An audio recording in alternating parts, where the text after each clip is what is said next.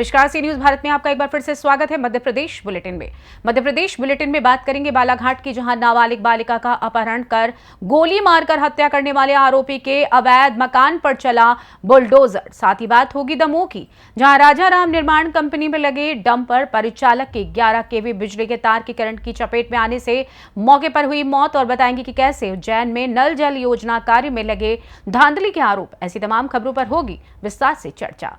बालाघाट जिले के थाना बिरसा अंतर्गत विगत 16 मई को नाबालिग बालिका का गलत नियत से अपहरण कर सुनसान जंगल में ले जाकर 32 बोर के देसी कट्टे से सिर में गोली मारकर हत्या कर दी गई थी, जिस पर क्षेत्र में घटना के प्रति असंतोष व्याप्त था, जिसको लेकर क्षेत्रवासियों ने ज्ञापन सौंपकर दोषी पर कार्यवाही की मांग की थी, जिस पर प्रशासन ने कार्यवाही करते हुए आरोपी के पिता यशवंत बघेल निवासी ग्राम माटे के अवैध कब्जे के मकान पर बुलडोजर चलवाकर जमींदोज किया। बालाघाट से सी न्यूज संवाददाता विशाल महानन की रिपोर्ट। बटियागढ़ थाना क्षेत्र अंतर्गत ग्राम रियाना में सेवा सहकारी समिति दुकान के पास सफेद गिट्टी से भरे खंडे डंपर, जिसका क्रमांक यूपी 92 T 5547 के ऊपर से सो रहे युवक को 11 केवी बिजली के तार से करंट लगने से युवक की मौत का घटनाक्रम सामने आया है, जिसकी सूचना बटियागढ़ थाना पुलिस को मिलते ही पुलिस मौके पर पहुंची। पंचनामा कार्यवाही कर शव को पोस्टमार्टम के लिए CHC बटियागढ़ लाया गया, जहां पर पोस्टमार्टम के बाद शव परिजनों को सौंप दिया है। जी सर, एक करंट लगने से घटनाक्रम सामने आया है, क्या जानकारी? जी, आज दोपहर में एक व्यक्ति को मृत अवस्था में CHC बटियागढ़ लाया गया था पुलिस के द्वारा, और उस व्यक्ति का पंचनामा कर उसका पोस्टमार्टम कर दिया गया है। PM रिपोर्ट के आने के बाद ही मृत्यु का कारण स्पष्ट किया जाएगा। सर, एक घटनाक्रम सामने आया है, करंट में एक युवक की मौत हुई है, क्या जानकारी? ये सूचनाकर्ता डालचंद्र पटेल ने थाना पर सूचना दी है कि ये टीकाराम पिता घनश्याम रेखवार खड़ेरी का रहने वाला डंपर में ऊपर गिट्टी में कल सोया था रात 11 बजे, और सुबह उसको आबादी तो नहीं उठा, तो ऊपर डंपर पे चढ़ के देखा तो मृत अवस्था में मिला था, तो जिसकी रिपोर्ट पर मर्ग कायम कर लिया है, जांच तस्दीक की गई है, जिसमें ऊपर से बिजली के तार निकले हुए, संभवतः उसको बिजली का करंट लगने से ख़त्म हो गया है। जो पंचनामा कार्रवाई कर शव के लिए PM हेतु भेजा गया है। बाद PM रिपोर्ट प्राप्त होने पर अग्रिम वैधानिक कार्रवाई की जा रही है। ये सर कितने केवी के तार निकले हुए हैं ऊपर? ये 11 केवी के तार हैं। और ये किस क्षेत्र की घटना है? ये ग्राम रियाना की घटना है। दमोह से सी न्यूज संवाददाता संतोष मोदी की रिपोर्ट। हाचरौद विकासखंड के तकरीबन 136 गांव में स्वीकृत केंद्र सरकार की नल जल योजना पर जनपद अध्यक्ष पृथ्वीराज सिंह पवार ने अधिकारियों ठेकेदार की मिलीभगत से योजना में धांधली के आरोप लगाए हैं। पवार ने मीडिया को जानकारी देकर बताया कि आबादी क्षेत्र में पाइपलाइन डालकर प्रस्तावित प्रत्येक घर के बाहर नल कनेक्शन देते हुए कनेक्शन पर स्टैंड तथा उचित किस्म की नल टूटी लगाने का प्रावधान था। पाइपलाइन के लिए खोदी गई सड़कों को निर्धारित मापदंड के अनुसार पूर्व स्थिति में लाना था। सभी कनेक्शन तक पर्याप्त प्रेशर से पानी पहुंचना था। हाचरौद जनपद क्षेत्र के अधिकांश गांवों में नल जल योजना के ठेकेदारों द्वारा निर्धारित मापदंडों का पालन नहीं करना बताया है। हाचरौद जनपद क्षेत्र की नल जल योजना के क्रियान्वयन में हुई लापरवाही, अनियमितता की निष्पक्ष जांच की मांग की गई। और क्या कुछ कहा जनपद अध्यक्ष ने, आप खुद सुन लीजिए।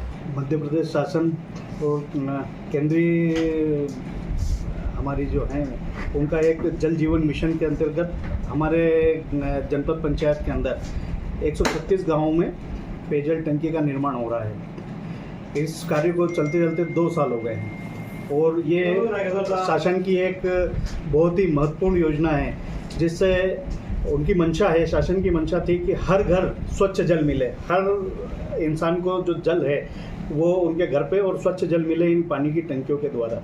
लेकिन अधिकारियों एवं ठेकेदारों की मिलीभगत के कारण आज स्थितियाँ ये उत्पन्न हो गई है कि इन्होंने 1 साल से ज़्यादा गुजर चुका है, लेकिन इनकी टंकियाँ बनी नहीं है।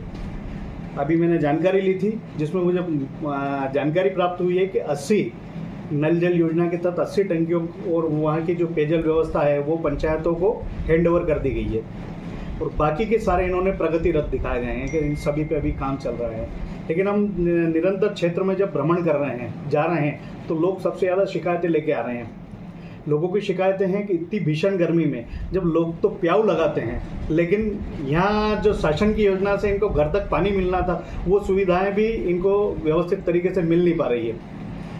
कहीं पे जहाँ हैंड ओवर हो गई है वहाँ पे भी ये स्थितियाँ हैं कि वो नल की टोटियाँ लगी हुई नहीं है, नल के स्टैंड लगे हुए नहीं हैं, खुली नलियाँ छोड़ रखी है जिससे पानी भी व्यर्थ बहता है एवं गंदगी अलग होती है गाँव के अंदर।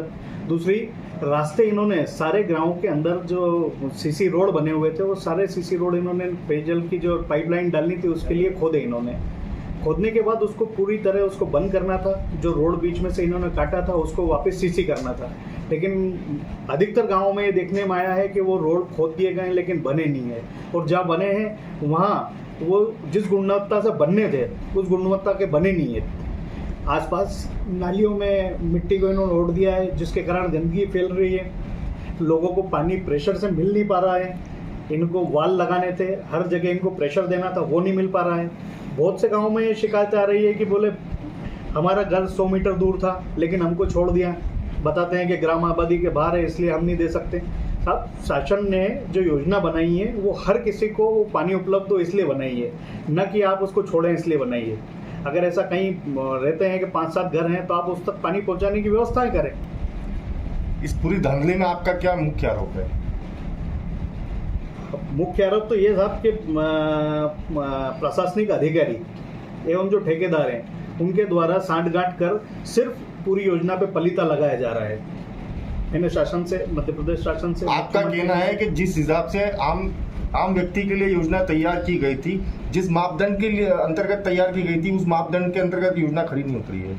बिल्कुल सही है। जिस मापदंड पे इन्होंने योजना को बनाया था बहुत अच्छी योजना थी, सभी लोगों को स्वच्छ जल मिले, ये शासन की बहुत ही अच्छी पहल थी। लेकिन आज अधिकारियों एवं ठेकेदारों द्वारा उसको बिल्कुल पलीता लगा दिया गया है। उस योजना के तहत जो लाभ लोगों को, आम आदमी को मिलना था, आप देख रहे हैं इतने टेम्परेचर में भी आज लोग 2-2 किलोमीटर, 2-3 किलोमीटर से गाँव में पानी लाने को मजबूर है। शासन प्रशासन आपकी मांग पर जांच कर कार्रवाई नहीं करता है तो आपका अगला कदम क्या रहेगा? मेरा तो अनुरोध है शासन प्रशासन से कि इस पे कार्रवाई करे, फिर अगर कुछ नहीं होता है तो फिर आगे का विचार करेंगे। उज्जैन से सी न्यूज संवाददाता सुरेश जाटवा की रिपोर्ट। फिलहाल मध्य प्रदेश बुलेटिन में बस इतना ही। देश दुनिया की तमाम खबरों को जानने के लिए जुड़े रहें सी न्यूज भारत के साथ। हर खबर आपके साथ, आपके हाथ।